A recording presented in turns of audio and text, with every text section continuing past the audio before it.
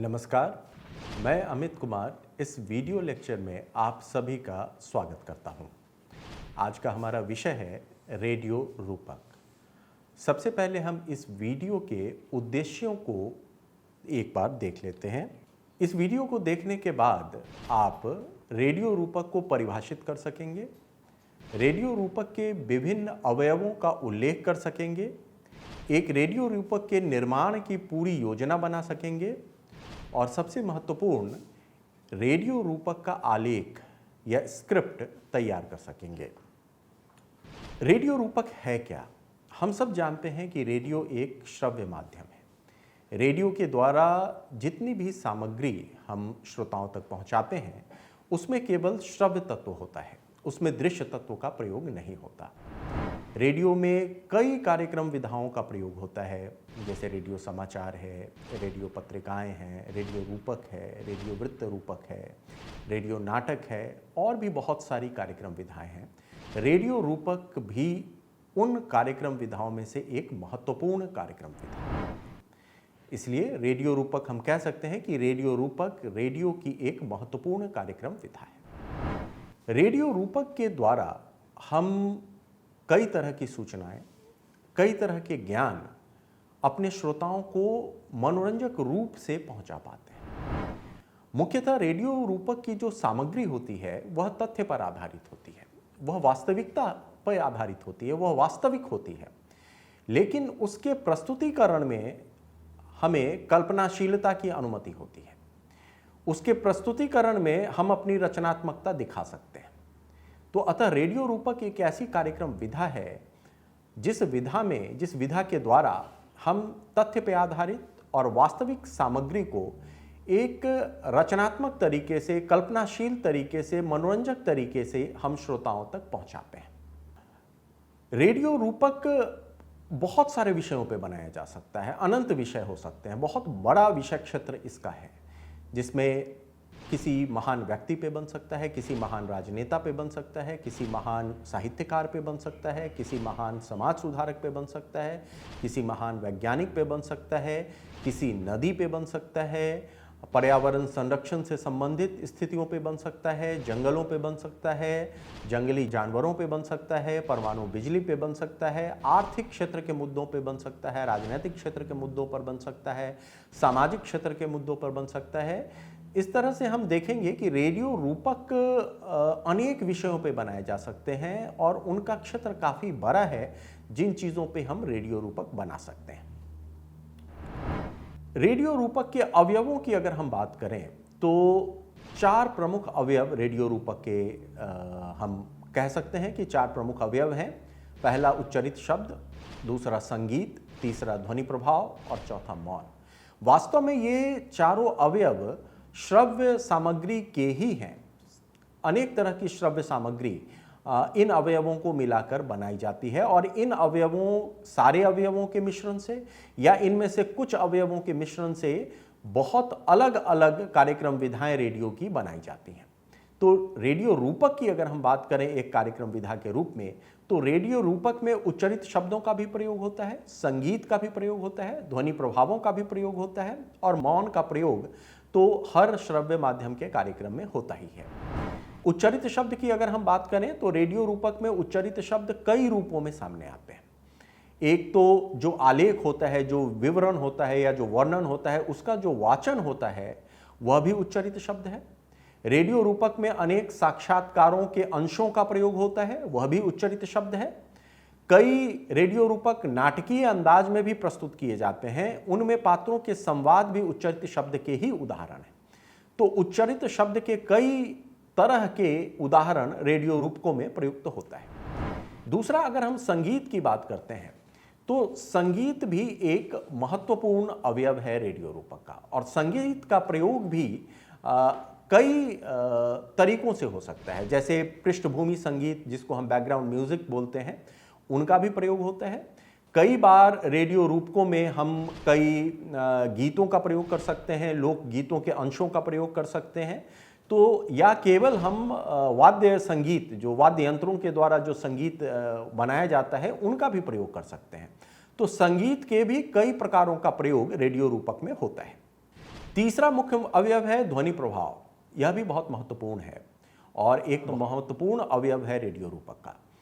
एक उदाहरण हम ले लें कि मान लीजिए कि यदि हम गंगा नदी पर एक रेडियो रूपक बना रहे हैं, तो गंगा नदी पे जो रेडियो रूपक बनेगा उसमें कई तरह के वातावरण का निर्माण करने की आवश्यकता पड़ेगी। आलेख में यह चिन्हित रहेगा कि हमें किस प्रकार के वातावरण का निर्माण करना है। उसमें हो सकता है कि हमें नदी का जो जल है उसकी कलकल ध्वनि हमें रिकॉर्ड करनी पड़े, वो एक प्रकार का ध्वनि प्रभाव है। गंगा नदी के किनारे का जो जीवन है, जो जंगल हैं, जो गांव हैं या जो मछुआरों की गतिविधियां हैं, उन सब से संबंधित ध्वनि प्रभावों की आवश्यकता पड़ सकती है उस रूपक में। तो इस प्रकार ध्वनि प्रभाव जो होते हैं वो वातावरण के निर्माण के लिए जो भी आलेख में चिन्हित होते हैं कि इस प्रकार के ध्वनि प्रभावों की आवश्यकता है इस रेडियो रूपक में, तो उन ध्वनि प्रभावों को या तो हम रिकॉर्ड करते हैं या लाइब्रेरी से लेके उनका हम प्रयोग करते हैं। तो ध्वनि प्रभाव भी एक महत्वपूर्ण अवयव है रेडियो रूपकों के। और चौथा, मौन। शब्दों ध्वनियों के बीच में जो शांति होती है वो बहुत महत्वपूर्ण है ताकि श्रोता हमारी चीज़ों को समझ सके। शब्दों के बीच भी मौन होना चाहिए, पंक्तियों के बीच भी मौन होता है। तो ये मौन जो है ये किसी भी प्रकार के श्रव्य सामग्री में बहुत महत्वपूर्ण होता है और यह श्रोताओं को जो सामग्री है उसको बेहतर तरीके से समझाने में भी इसकी बड़ी भूमिका होती है। तो ये 4 मुख्य अवयव रेडियो रूपकों में प्रयुक्त होते हैं।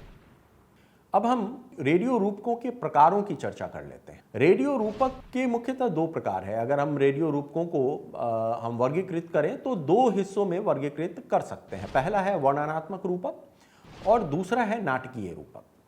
वर्णनात्मक रूपक मुख्यतः वर्णन पर आधारित होता है। इस प्रकार के रूपक का में मुख्य रूप से हम जो हमारा विषय है उसका हम विवरण या वर्णन देते हैं। आलेख में उस वर्णन को लिखा जाता है और एक व्यक्ति एक स्वर में या 2 व्यक्ति या 3 व्यक्ति उसका वाचन करते हैं, तो वो एक वर्णन होता है। ये वाचन एक स्वर में भी हो सकता है, अर्थात एक व्यक्ति भी कर सकता है, और एक से अधिक स्वर में भी हो सकता है, यानी एक से अधिक व्यक्ति भी इसका वाचन कर सकते हैं। कई बार हम कार्यक्रम में एक रस्ता को दूर करने के लिए, रेडियो रूपक में एक रस्ता को दूर करने के लिए या विविधता लाने के लिए, और कई बार आवश्यक तत्व के रूप में भी हम एक से अधिक स्वरों का प्रयोग करते हैं आलेख के वाचन में, वर्णन के वाचन में। दूसरी चीज जो होती है वर्णनात्मक रूपक में, उसमें वर्णन, आवश्यक साक्षात्कार के अंश और पृष्ठभूमि संगीत या दूसरे प्रकार के संगीत और ध्वनि प्रभाव, इन चारों अवयवों का मिश्रण करके हम एक वर्णनात्मक रूपक बनाते हैं। दूसरी ओर जो दूसरा उदाहरण है वो नाटकीय रूपक का है। नाटकीय रूपक भी एक प्रकार का रेडियो रूपक है। इसमें नाटक की कई विशेषताएं होती हैं, कई विशेषताओं का प्रयोग होता है, लेकिन रेडियो नाटक और रेडियो रूपक में मुख्य अंतर यह होता है कि रेडियो नाटक कल्पना पर आधारित होता है। उसकी कहानी, उसकी सामग्री कल्पना पर आधारित होती है, उसके पात्र कल्पना पर आधारित हो सकते हैं, उन पात्रों का संवाद कल्पना पर आधारित हो सकता है। अर्थात रेडियो नाटक एक काल्पनिक कार्यक्रम विधा है, लेकिन रेडियो रूपक जो नाटकीय रूपक है उसकी सामग्री वास्तविक होती है, उसकी सामग्री तथ्य पर आधारित होती है, उसका प्रस्तुतिकरण नाटकीय होता है लेकिन उसकी सामग्री वास्तविक होती है। तो हमने देखा कि रूपक के, रेडियो रूपक के 2 प्रकार हो सकते हैं, एक वर्णनात्मक रेडियो रूपक और दूसरा नाटकीय रेडियो रूपक। अब हम रेडियो रूपक के निर्माण के विभिन्न चरणों को एक नज़र देखते हैं। हम जानते हैं कि किसी भी रेडियो कार्यक्रम में के निर्माण में 3 प्रमुख चरण होते हैं, जिनको हम प्री प्रोडक्शन, जो कि योजना चरण होता है, फिर प्रोडक्शन जो रिकॉर्डिंग या ध्वन्यांकन का चरण होता है, और तीसरा पोस्ट प्रोडक्शन जो संपादन का चरण होता है। ये तीनों चरण रेडियो के हर कार्यक्रम निर्माण में कमोवेश आते हैं और रेडियो रूपक के निर्माण में भी इन तीनों चरणों में निर्माण की प्रक्रिया गुजरती है, इन तीनों चरणों से होकर गुजरती है। प्री प्रोडक्शन या योजना चरण की अगर हम बात करें तो पहला चरण है परिकल्पना का। परिकल्पना अर्थात कंसेप्चुअलाइजेशन। ये यहाँ पे इस स्तर पे कई तरह के विचार हमारे दिमाग में आते हैं, हमारे मस्तिष्क में आते हैं, और वही विचार बाद में रेडियो रूपक का रूप ग्रहण करते हैं। विचार किस प्रकार आते हैं? तो विचार कभी भी आ सकते हैं। अगर आप किताबें पढ़ रहे हैं, आप समाचार पत्र पढ़ रहे हैं, आप पत्रिकाएं पढ़ रहे हैं, उसके दौरान भी कई विचार आपके मस्तिष्क में आ सकते हैं। आप यदि कहीं घूम रहे हैं, कहीं की यात्रा कर रहे हैं और आपने अगर अपने आँख, कान, नाक और मस्तिष्क खुले रखे हैं तो उस समय भी कई विचार आ सकते हैं। आप जब विभिन्न क्षेत्रों के लोगों से बातचीत कर रहे होते हैं तो उस समय भी कई विचार आपके अंदर आ सकते हैं। आप कोई दूसरा रेडियो रूपक ही सुन रहे हों, आप दूसरे रेडियो कार्यक्रम सुन रहे हों या टेलीविजन कार्यक्रम सुन रहे हों, तो उस समय भी कई विचार आपके मस्तिष्क में आते हैं। तो विचार कभी भी आ सकते हैं और ये सुझाव दिया जाता है हमेशा कि जब भी कोई विचार आपके मस्तिष्क में कौंधे तो आप उसको तुरंत लिख लिया करें। आप एक नोटबुक अपने साथ रखें और उसको लिख लिया करें, क्योंकि समय के साथ हो सकता है कि वो विचार लुप्त हो जाएं, गायब हो जाएं और फिर दोबारा ना आए। तो विचार बहुत महत्वपूर्ण है किसी भी कार्यक्रम के निर्माण के लिए, और रेडियो रूपक के निर्माण के लिए भी विचार बहुत आवश्यक है। विचार के बाद जो दूसरा चरण होता है वो शोध का होता है। एक विचार आपके मन में आया, उस विचार से संबंधित अन्य जानकारियां, अन्य सामग्रियां इकट्ठा करने के लिए आप शोध का सहारा लेते हैं। यह शोध पुस्तकालय आधारित शोध हो सकता है, यह शोध क्षेत्र आधारित शोध भी हो सकता है। पुस्तकालय आधारित शोध का अर्थ है कि उस विषय या उस विचार से संबंधित जो भी सामग्री उपलब्ध है, वह पुस्तक हो, समाचार पत्रों में हो, पत्रिकाओं में हो, शोध पत्रिकाओं में हो, हम उनका अध्ययन करते हैं और आवश्यक सामग्री जमा करते हैं। दूसरा जो क्षेत्र शोध है वो उस विचार या उस विषय से संबंधित क्षेत्र में जाके, अगर हम गंगा नदी की बात करें तो गंगा नदी पर अगर हम रेडियो रूपक बनाना चाहते हैं तो पुस्तकालय शोध में गंगा नदी और गंगा नदी की का इतिहास, उसका उद्गम, उसकी भौगोलिक स्थिति, उसके प्रदूषण से संबंधित समस्याएं, उसके संरक्षण के लिए किए जाने वाले प्रयास, इन सब पे जो भी उपलब्ध सामग्री है, पुस्तकों में है, इंटरनेट पे है, शोध पत्रिकाओं में है, समाचारों और पत्रिकाओं में है, उन सब का अध्ययन हम पुस्तकालय शोध के दौरान करते हैं। इसके बाद जो दूसरा क्षेत्र शोध की बात अगर आती है तो हम गंगा नदी के किनारों, गंगा नदी के किनारे बसे हुए जगहों, गंगा नदी की यात्रा, गंगा नदी की शुरुआती जो चरण है हिमालय में, उन जगहों की हम यात्रा कर सकते हैं। उन जगहों पे जाके हम देख सकते हैं कि वास्तविक समस्याएं क्या हैं।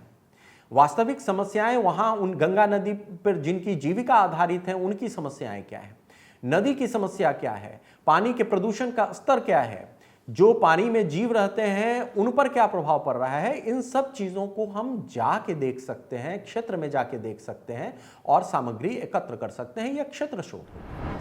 तो इन दोनों प्रकारों का शोध से एक बहुत ही उपयोगी सामग्री का संकलन हम कर सकते हैं और वह सामग्री रेडियो रूपक को ज्यादा उपयोगी, ज्यादा ज्ञानवर्धक और ज्यादा सूचनाप्रद बना सकती है। जो अगला चरण है वह विषय क्षेत्र एवं उद्देश्य का निर्धारण है। शोध के बाद हमारे पास बहुत सामग्री संकलित हो जाती है। एक ही विषय है, उसके कई आयाम हो सकते हैं और रेडियो रूपक एक निश्चित समय में बनाया गया कार्यक्रम है, उसमें हम सभी आयामों को शामिल नहीं कर सकते हैं। अगर गंगा नदी पे रेडियो रूपक बनाने की ही अगर हम बात करें तो गंगा नदी के विषय पर ही बहुत सारे आयाम हैं। गंगा नदी का इतिहास एक आयाम है, उसकी भौगोलिक स्थिति एक आयाम है, गंगा नदी का प्रदूषण एक आयाम है, गंगा नदी के प्रदूषण का असर जो गंगा नदी में रह रहे जीव हैं उन पे जो प्रभाव पड़ रहा है वो एक आयाम है, गंगा नदी पे आधारित लाखों लोगों की जो आजीविका है वह एक आयाम है, गंगा नदी के कारण लाखों करोड़ों लोगों की जो कृषि हो रही है वह एक आयाम है, गंगा नदी की आस्था से जुड़े हुए जो प्रश्न है वह एक आयाम है।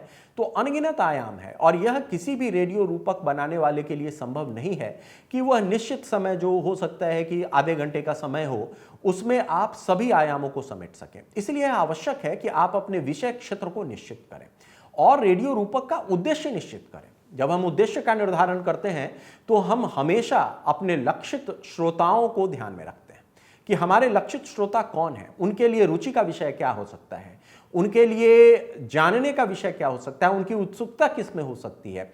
उन आयामों को मिला के हम अपने विषय क्षेत्र और उद्देश्य का निर्धारण करते हैं। एक बहुत महत्वपूर्ण चरण है और इस चरण के दौरान हमें 200-250 शब्दों में जो संभावित शीर्षक है, जो हमारा विषय क्षेत्र है, जो रेडियो रूपक के उद्देश्य हैं, उनको लिखना चाहिए।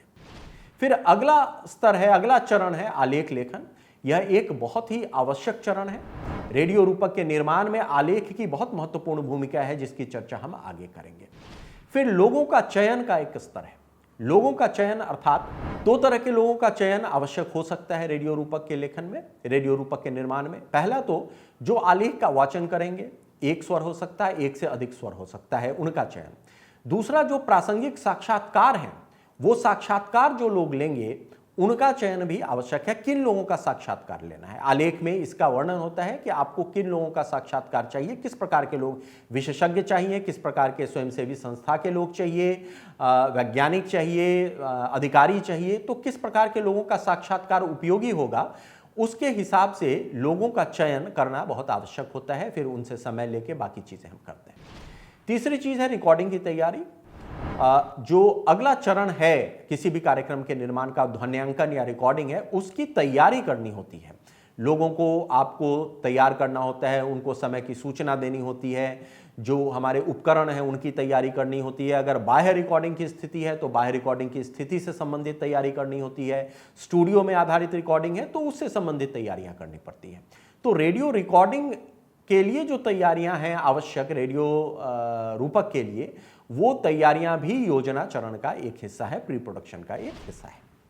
अब जो अगला चरण है वो प्रोडक्शन का है, जिसको हम रिकॉर्डिंग या ध्वन्यांकन का चरण भी कहते हैं। प्रोडक्शन चरण अर्थात रिकॉर्डिंग या ध्वन्यांकन का चरण कहते हैं। यहां पे रिकॉर्डिंग होती है। इस चरण में हम रिकॉर्डिंग करते हैं, जो भी आवश्यक रिकॉर्डिंग है। अगर वो स्टूडियो में है तो स्टूडियो की रिकॉर्डिंग होगी। जो बाह्य रिकॉर्डिंग के अंश हैं वो बाह्य रिकॉर्डिंग के दौरान रिकॉर्ड किए जाते हैं। जैसे कई साक्षात्कारता जो हैं वो आपको बोल सकते हैं कि वो स्टूडियो नहीं आ सकते हैं, आपको वहां जाके रिकॉर्डिंग करनी होती है। कई बार आज की डेट में कई साक्षात्कार हम तकनीकों के माध्यम से भी रिकॉर्ड करते हैं, जिसमें टेलीफोन है या इंटरनेट पे आधारित कई माध्यम हैं, कई टूल हैं जिनका उपयोग करके हम रिकॉर्डिंग करते हैं। तो वो रिकॉर्डिंग होती है। कई बार हमें ध्वनि प्रभावों की रिकॉर्डिंग करनी पड़ सकती है। जैसे हमने गंगा नदी के रूपक की चर्चा की कि अगर गंगा नदी के जल की ध्वनि की रिकॉर्डिंग करनी हो, उसके आसपास का जो जनजीवन है, जो पर्यावरण है, उसमें जो ध्वनियाँ हैं उसकी रिकॉर्डिंग करनी हो अपने ध्वनि प्रभावों के लिए, उन सब की रिकॉर्डिंग आवश्यक है। वो बाहर रिकॉर्डिंग में आएंगी तो उन रिकॉर्डिंग की आवश्यकता हो सकती है। आलेख वाचन की रिकॉर्डिंग हो सकती है, साक्षात्कारों की रिकॉर्डिंग हो सकती है जिसकी चर्चा मैंने की। आवश्यक संगीत की भी रिकॉर्डिंग की जाती है। कई बार क्या होता है कि जो संगीत आपको चाहिए, कोई लोकगीत गंगा नदी पे है उसका आपको प्रयोग करना है, वो आपकी लाइब्रेरी में उपलब्ध हो सकता है। और यदि वो आपकी लाइब्रेरी में उपलब्ध है तो आप लाइब्रेरी से उसको ले सकते हैं, अथवा अगर नई रिकॉर्डिंग की आवश्यकता है तो आप नई रिकॉर्डिंग कर सकते हैं। ध्वनि प्रभावों की रिकॉर्डिंग की चर्चा मैंने पहले ही की है। तो प्रोडक्शन के स्तर पर अन्य कई तरह की रिकॉर्डिंग रेडियो रूपक के लिए हम करते हैं और उन सब का इस्तेमाल बाद में एक आकर्षक रेडियो रूपक बनाने के लिए, एक प्रभावी रेडियो रूपक बनाने के लिए करते हैं। अब अगला और अंतिम चरण है पोस्ट प्रोडक्शन या संपादन चरण। इसमें रिकॉर्डिंग के जो अवांछित हिस्से होते हैं वो हमारे कई बार जब हम आलेख वाचन करते हैं तो उसमें कई त्रुटियां हो जाती हैं, तो उसको हम रिपीट करते हैं, उसको हम दोबारा बोलते हैं। तो जो अवांछित हिस्से होते हैं आलेख वाचन में उसको भी हम हटाते हैं। साक्षात्कार जब हम करते हैं तो कई साक्षात्कार काफ़ी लंबे होते हैं, कई प्रश्नों पे बात होती है, लेकिन आलेख के द्वारा जिन प्रश्नों की चर्चा की गई है, आलेख में जिन अंशों पर विशेषज्ञों की राय शामिल करने की बात की गई है, हम अपने पोस्ट प्रोडक्शन में, संपादन में केवल उन्हीं हिस्सों को, साक्षात्कार के उन्हीं हिस्सों को लेते हैं और बाकी हिस्सों को संपादित करके हटा देते हैं। इसके बाद अब हमारे पास अवांछित हिस्सों को हटा के जो रिकॉर्डिंग है वो संपादन के बाद उपलब्ध होती है। इसके बाद दूसरे अवयवों का मिश्रण किया जाता है, जिसमें पृष्ठभूमि संगीत हो सकता है, जिसमें अन्य तरह के संगीत हो सकते हैं, ध्वनि प्रभाव हो सकते हैं। इन सभी अवयवों को मिश्रित करके उच्चरित शब्द हो गया जो कि आलेख का वाचन, साक्षात्कार हो गया, फिर संगीत के जो अंश हैं, फिर ध्वनि प्रभाव जो हैं, उन सबको मिश्रित करके हम एक सुनने योग्य, आकर्षक, प्रभावशाली रूपक का संपादन करते हैं, उसका निर्माण करते हैं।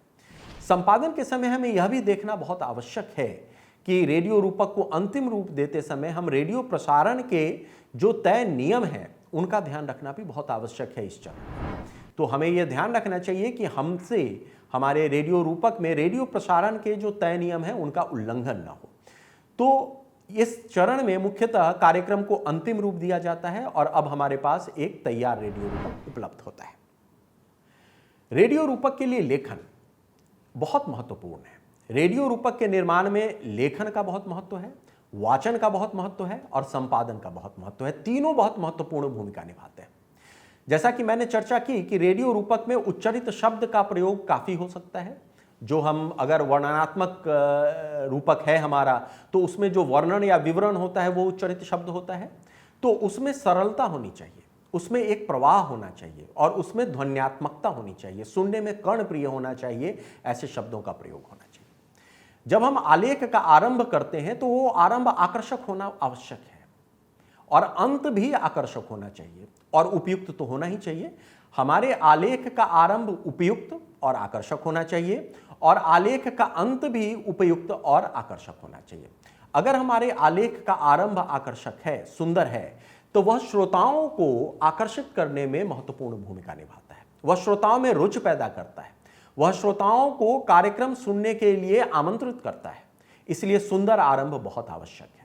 और यदि हमारे कार्यक्रम का, यदि हमारे रेडियो रूपक का अंत बहुत सुंदर है, तो वह रूपक का प्रभाव देर तक श्रोताओं के मन मस्तिष्क पर बनाए रखता है। तो सुंदर आरंभ और सुंदर अंत ये दोनों आवश्यक है। और रेडियो रूपक के लिए जब हम लिखते हैं, लेखन कार्य करते हैं, आलेख लिखते हैं, तो इन दो चीजों का ध्यान बहुत ही महत्वपूर्ण ढंग से रखना आवश्यक है।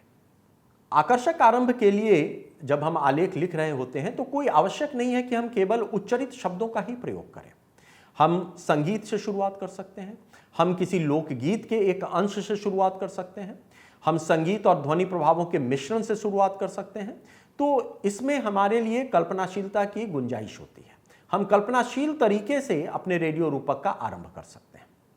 रूपक के अंदाज के अनुसार भाषा का चयन, यह भी बहुत आवश्यक है कि रूपक का विषय क्या है। विषय के अनुसार रूपक का अंदाज तय होता है और अंदाज के हिसाब से ही उसकी भाषा का चयन भी होता है। यदि हमारा रेडियो रूपक गंगा नदी पे है तो उसका अंदाज कुछ अलग होगा। यदि हमारा रेडियो रूपक अगर परमाणु बिजली पे है तो उसका अंदाज अलग होगा। और रेडियो रूपक यदि हमारा किसी आर्थिक क्षेत्र की समस्या या मुद्दे पर है तो उसका अंदाज अलग होगा। और भाषा के चयन में रेडियो रूपक का विषय और उस पर आधारित अंदाज बहुत महत्वपूर्ण भूमिका निभाता है।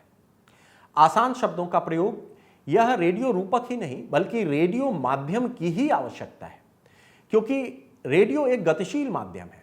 यहां कार्यक्रमों का प्रवाह निरंतर चलता रहता है। आपको समाचार पत्र या पत्रिकाओं की तरह आपके पास पाठकों के पास वहां समय होता है कि वो रुक सकते हैं, वो शब्द का अर्थ सोच सकते हैं, जरूरत पड़ने पर वह शब्दकोश में भी उन शब्दों को ढूंढ सकते हैं।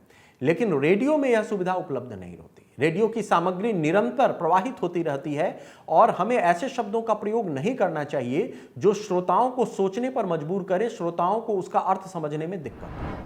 और जब हम भाषा का चयन करते हैं आलेख लेखन के लिए रेडियो रूपक के, तो हमारे मस्तिष्क में हमारे लक्षित श्रोता अवश्य होने चाहिए। लक्षित श्रोताओं को ध्यान में रख के ही भाषा का चयन होना चाहिए ताकि वह भाषा हमारे लक्षित श्रोताओं के लिए उपयुक्त हो और उन्हें उसे समझने में ज्यादा कठिनाई न हो। जो आलेख का विवरण होना चाहिए वो स्वाभाविक और स्पष्ट होना चाहिए उसमें, ताकि हमारे श्रोता उसको आसानी से समझ सके। जो आलेख आप लिख रहे हैं, जैसे गंगा नदी का विषय हमने लिया, उसमें गंगा नदी पे प्रदूषण एक बहुत बड़ी समस्या है जिसमें लोगों की भी भूमिका है। लेकिन हमारा आलेख कभी ऐसा नहीं होना चाहिए कि हमारे श्रोताओं को लगे कि कोई उपदेश दे रहा है। वो बातचीत का होना चाहिए। वो ऐसा होना चाहिए कि हम उनसे बराबरी के स्तर पे बातचीत कर रहे हैं, हम अपने आप को अधिक ज्ञानी समझ के कोई उपदेश नहीं दे रहे हैं।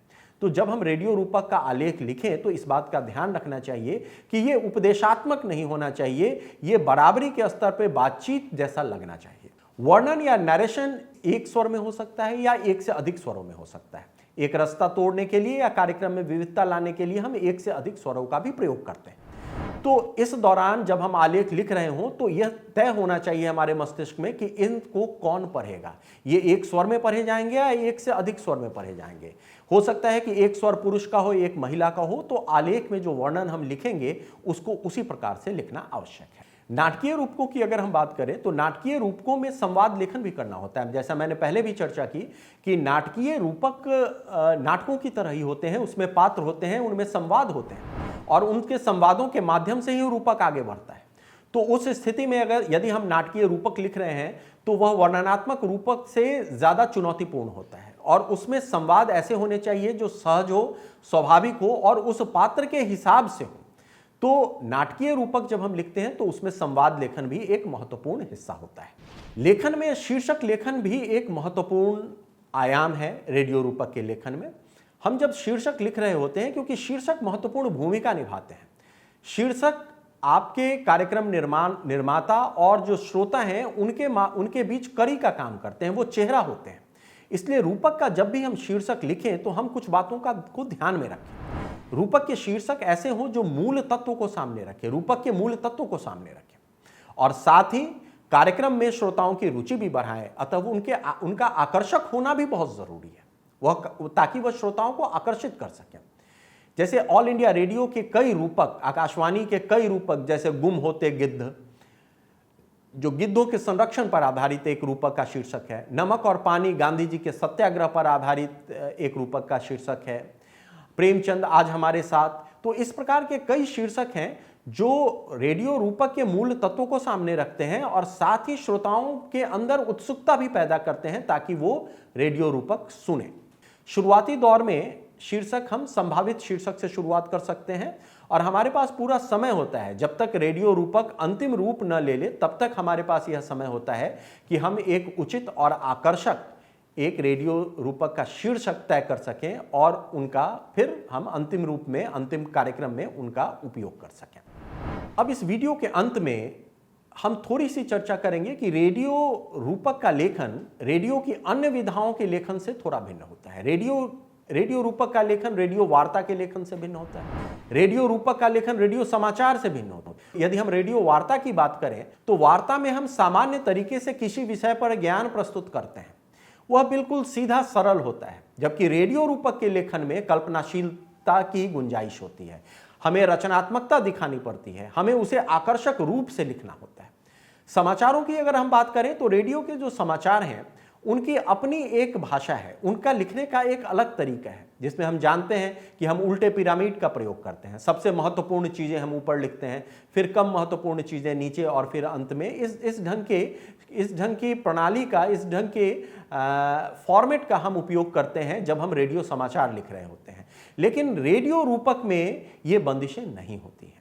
रेडियो रूपक में सामग्री वास्तविक है, तथ्य पे आधारित है, लेकिन हमारे पास कल्पनाशीलता और रचनात्मकता की पूरी गुंजाइश होती है ताकि हम उसे आकर्षक रूप से अपने श्रोताओं के सामने प्रस्तुत कर सकें।